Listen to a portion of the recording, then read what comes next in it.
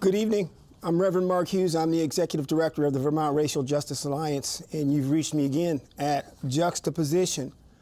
Juxtaposition, this is a show of the Vermont Racial Justice Alliance. We're here at CCTV, here live, and some of you will catch us recorded. These are issues affecting black folks and black folks affecting change, or should we say transformation, because it doesn't seem that change is always good enough because it keeps changing.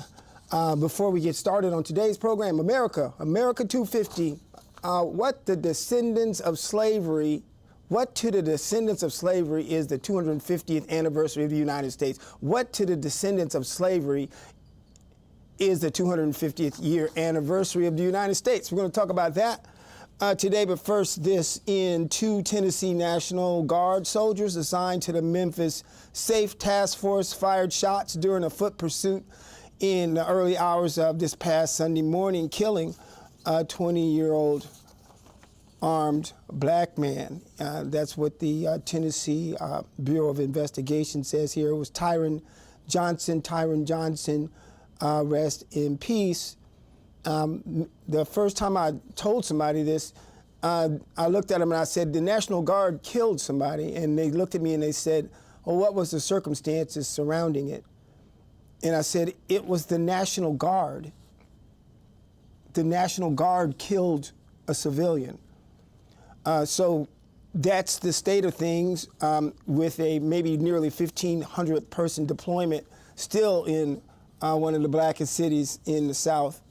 I want to shout out also Nolan Xavier Wells, a black Mississippian that came up dead in Mississippi a few days ago here.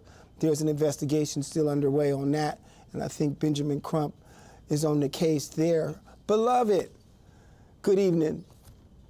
Good evening. Want to just seriously send out some thoughts and prayers for the families of those folks, but the broader picture is we got ourselves quite the challenge going on for us here nationally. I'm standing before you, sitting before you here during this period of time that we refer to as the 250th year anniversary.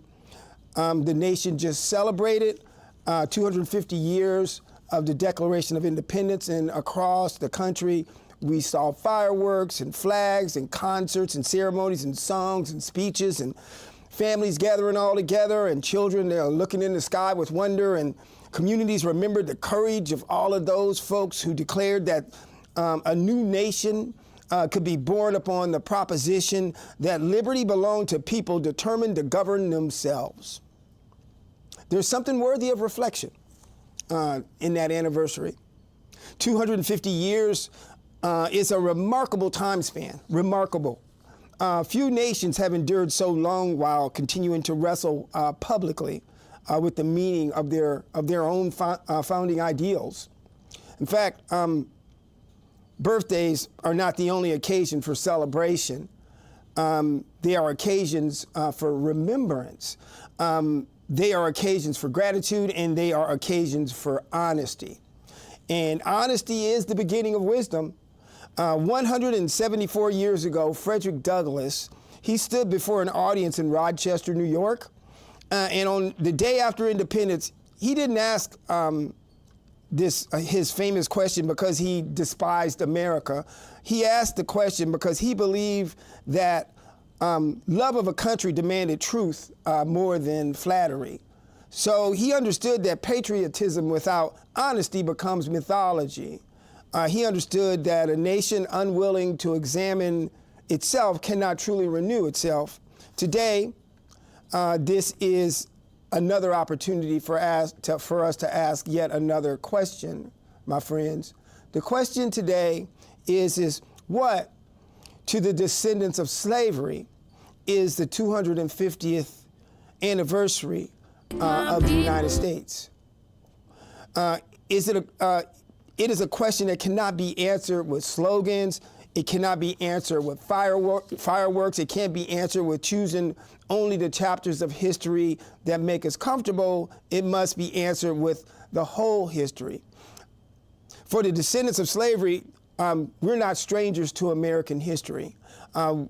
We're not an appendix to American history. We're not a footnote to American history.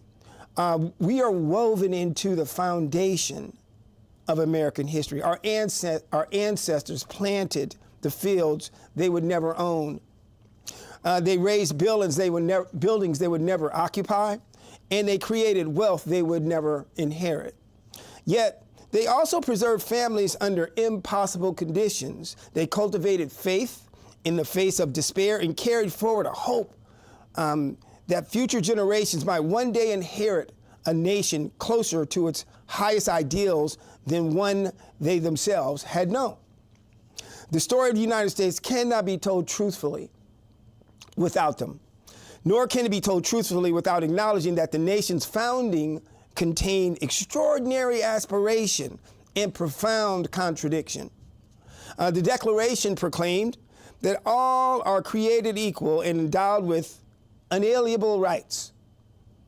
Those words have inspired reformers, abolitionists, suffragists, labor organizers, civil rights leaders, and freedom movements all around the whole world. Yet, the nation's birth, at the nation's birth, many who lived within the borders were denied these promises. That contradiction, it didn't erase the ideals, though, and that's the good news. Neither did the ideals erase the contradiction. For 2.5 centuries now, Americans have lived within the tensions between this nation's aspirations and its realities. Perhaps that tension is not a sign of the American experiment has failed. Perhaps it's the evidence that every generation inherits unfinished work.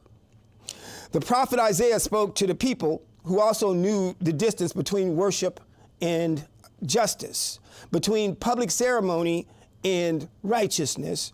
He reminded them that a society is measured not only by the words it speaks, but by the way it treats those who bear the greatest burdens. His challenge still echoes today across all of these centuries. What kind of people are we going to become? That's the question. What kind of nation are we willing to build? And what responsibilities accompany the freedoms that we actually celebrate? Those are the questions worthy of a 250th birthday. Because anniversaries are not merely about remembering where we began. They're about asking whether we have become the people we once hoped to be. So, happy birthday, and we'll continue with this conversation in a minute. I want to bring your attention, though, to the block party that happened over on the Juneteenth. You can take a look at this slide just to remind you, for those who came, what a tremendous outpouring to the block party. Lots of folks came. We really had a great time. It was a wonderful opportunity to get a chance to meet the neighbors around and just have a great time. So thanks for all those who came. And I'll just also take this moment to remind you to save the date, because First African Landing Day is coming up. First African Landing Day, this is our 8th consecutive year. This is a nod to this 1619 project, and it's also acknowledging the 400-year African American History Commission, former commission. So Press On is the theme this year. It's the August the 22nd. It will be at Intervale Center from 12 to 5 p.m. The same format. There'll be dancing, keynote speakers. There will be music and just all types of activities for the youth. Don't forget First African Landing Day. Thank you. Now, there is a story Americans often tell themselves. It's the story of founders and also the framers of declarations and also constitutions, of liberty born in Philadelphia and carried westward across the continent. It's a beautiful story, but it's not the whole story.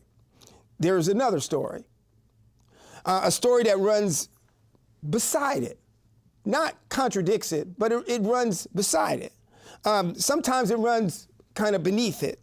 Sometimes it does kind of run against it. It's a story of people who are not invited to write the first chapter. Yet they spent the next 250 years helping to write nearly every chapter that followed. It's a story of the descendants of slavery. Let me say something that this shouldn't be controversial, though it's often forgotten, and that is the descendants of slavery are not guests to the American story. We're foundational Americans.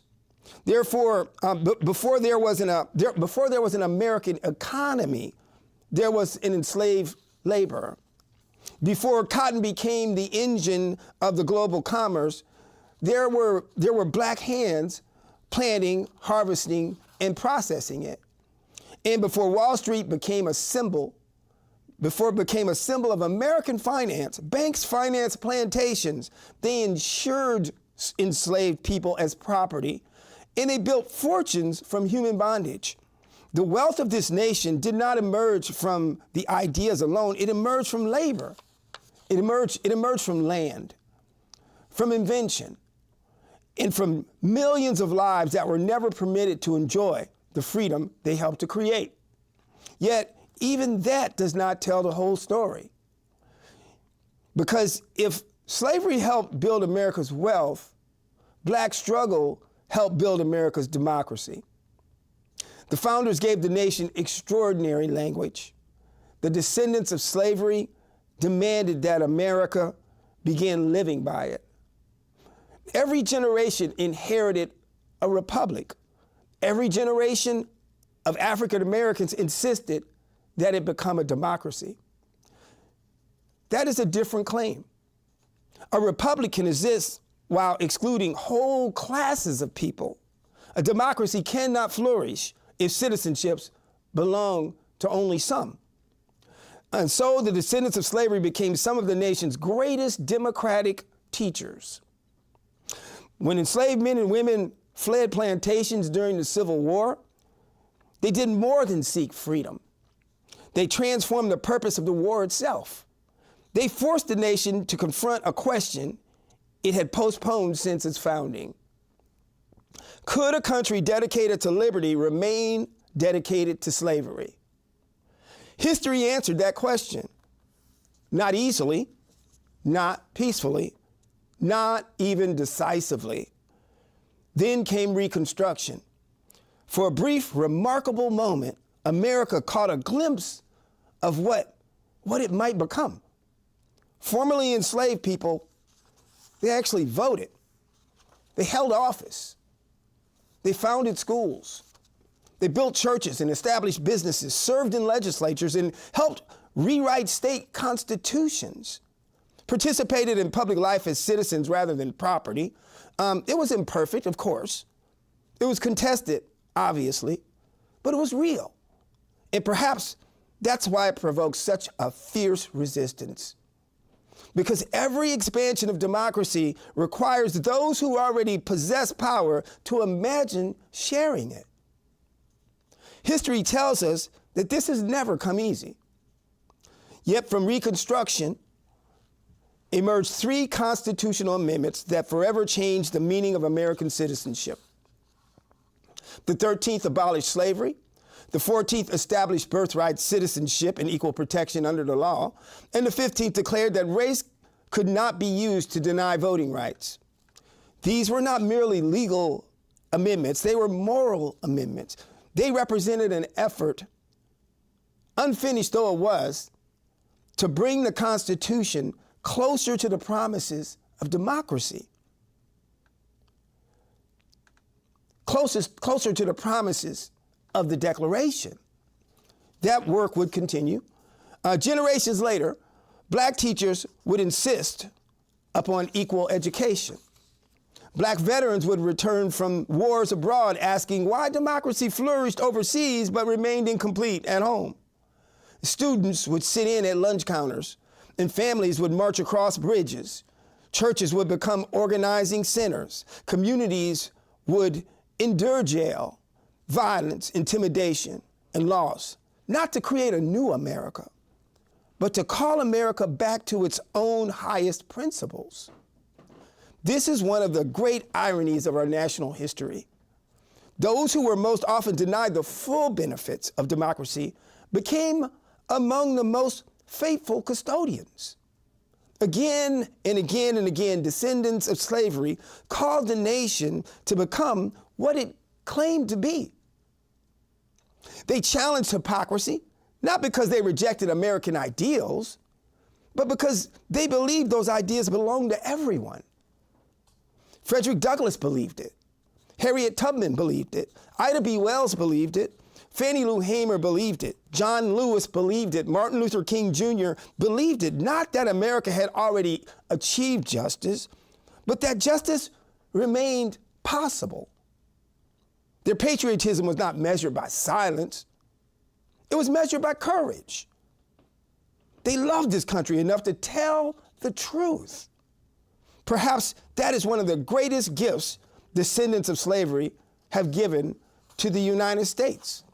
Not simply labor, not simply culture, not simply resilience, but moral clarity. A willingness to ask difficult questions when easier answers would have been more comfortable. A willingness to insist that freedom means little unless it belongs to all of us. A willingness to remind each generation that democracy is not inherited once and for all. It must be renewed, protected, expanded, and sometimes reclaimed. That may be the deepest meaning of the Black American experience. Not simply surviving exclusion, but continually enlarging the circle of belonging. Not simply demanding rights for ourselves, but helping redefine citizenship for this entire nation. And so, as we stand at the 250th anniversary of the United States, perhaps we should tell the story differently. Perhaps the descendants of slavery should not be remembered as people waiting outside the American promise. Perhaps we should be remembered as people who repeatedly helped America understand the meaning of that promise. Not because the work is finished, not because every generation has inherited, but because every generation has inherited the responsibility to carry it further. That's our history. And whether America fully recognizes it or not, it is a part of the America's inheritance as well. I want to take you, before we finish up, just take you here for a bit and talk a little bit about Raise Up Justice. That's going to be next Thursday for those who are watching. That is the third Thursday of every month at 6 p.m. A fusion movement rooted in civil rights and equal protection, human rights and nonviolence. Beloved community, we're responding to what we're seeing as developing a situation where we're seeing more and more of our rights are being upended. So what we want to do is we want to figure out how to take those types of stand. Raise Up Justice, you might want to come and check that out. Community resilience, education, and also just doing the work.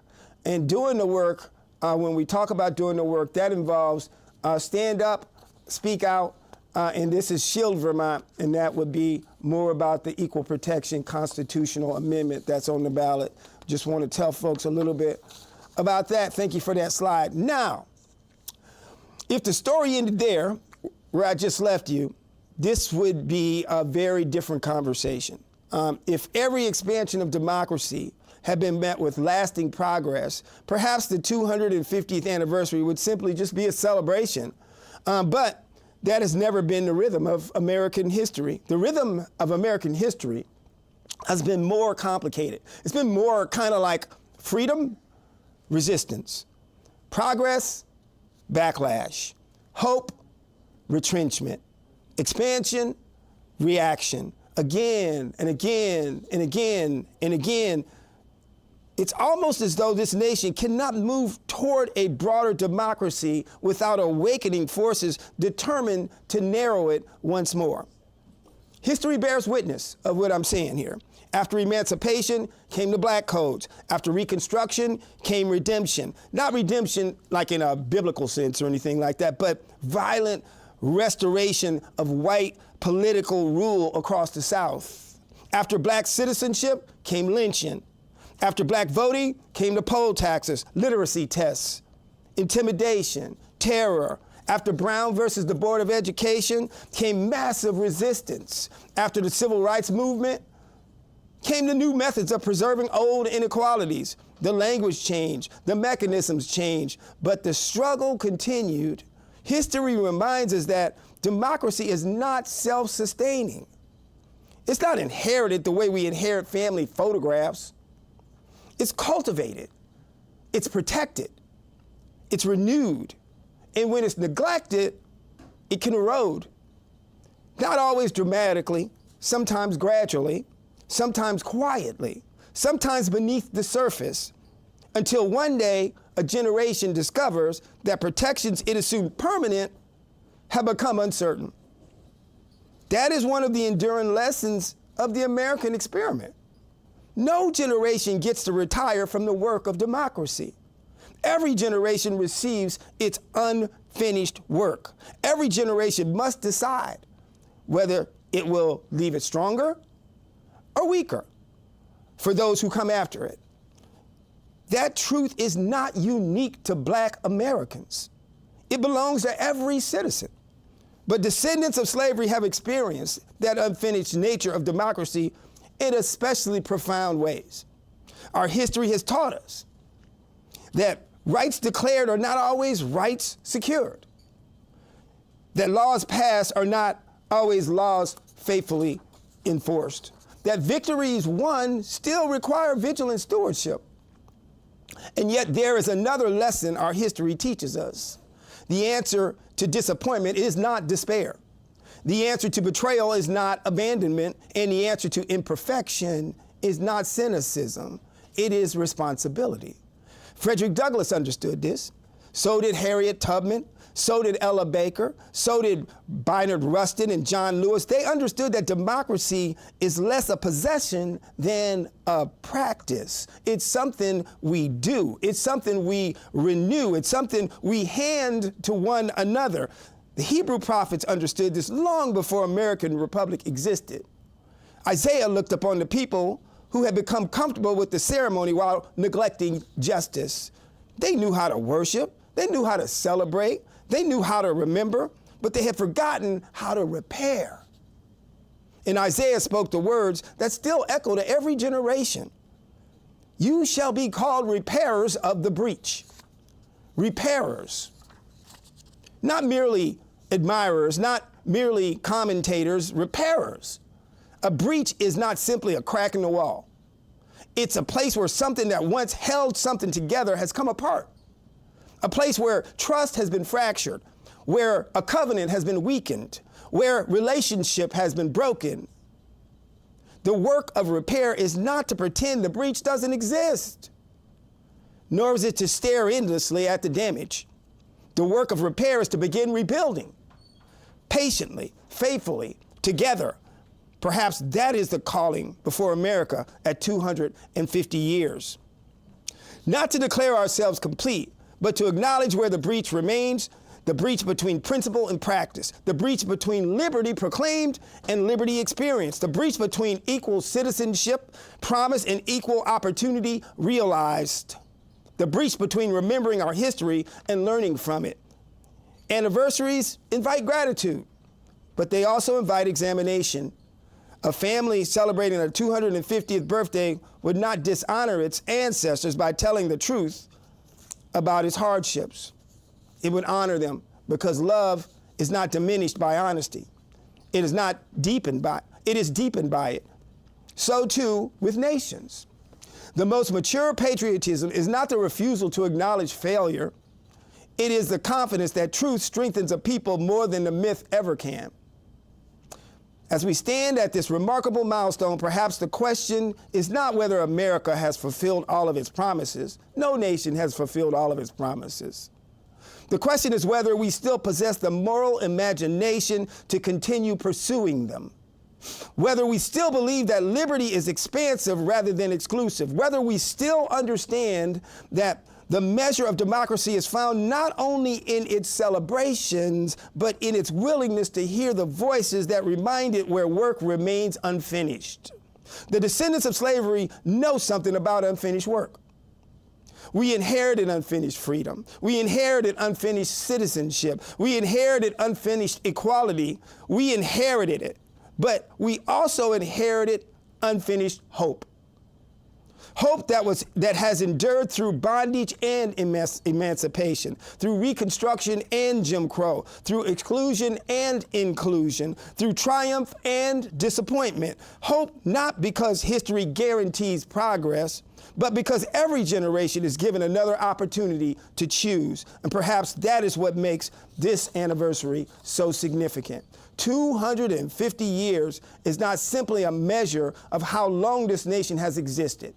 It's a measure of how many opportunities Americans have had and continue to have to enlarge the meaning of freedom. The question before us is not whether the work is finished. The question is whether we are willing to continue it. For if democracy is indeed an unfinished republic, then its future will not be determined by anniversaries. It will be determined by the character, the courage, the conscience of those who inherit it. And that inheritance now belongs to us. Happy birthday, America. 250. It's been Reverend Mark Hughes' Juxtaposition. Issues affecting black folks affecting change. Good night, folks. Take my people with me. Together we are going to a brand new home. Far across the river, can you hear freedom calling? Calling me to answer. Gonna keep on keeping on. I can feel it in